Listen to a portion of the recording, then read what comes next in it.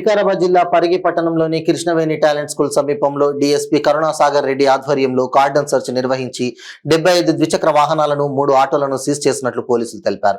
ఈ సందర్భంగా డీఎస్పీ మాట్లాడుతూ బీజాపూర్ నేషనల్ హైవే రోడ్డుపై రోడ్డు ప్రమాదాలు ఎక్కువగా సంభవించి 30 సంవత్సరాల లోపు యువకులు మృత్యువాత పడుతున్నారని అన్నారు.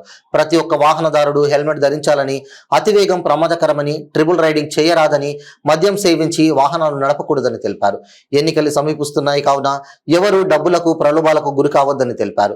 చట్ట వ్యతిరేక కార్యకలాపాలకు పాల్పడితే ఆ వ్యక్తులపై చట్టబద్ధమైన చర్యలు తీసుకుంటామని హెచ్చరించారు. ఈ కార్యక్రమంలో CI Srinivas, SI Santosh Kumar, police సిబ్బంది తదితరులు పాల్గొన్నారు.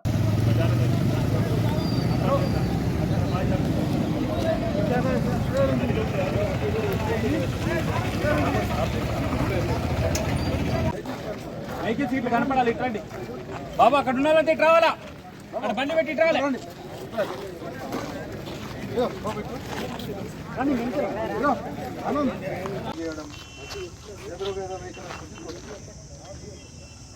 నైట్లలో రోడ్డు మీద ఆయన వెహికల్స్ కుట్టడం, లేకపోతే పోతున్నటువంటి యువత ప్రశ్నించాలి. సేఫ్టీ గురించి పోలీసు వాళ్ళు ఏం చర్యలు తీసుకుంటున్నారు, ప్రభుత్వం ఏం చర్యలు తీసుకుంటుంది, ఇంకేంటిది అనేది మాట్లాడతాం. మరి మీరు ఎవరు కూడా హెల్మెట్ లేకుండానే ప్రయాణం చేస్తున్నారు. మీకు ఏదైనా జరిగితే పెళ్లి కాని వాళ్ళు ఉంటే తల్లిదండ్రులకి ఎంత ఇబ్బంది, పెళ్ళైన వాళ్ళు ఉంటే భార్య అన్నదమ్ములకు, అక్కజల్లులకు ఎంత ఇబ్బందో ఒకసారి ఆలోచించాలి.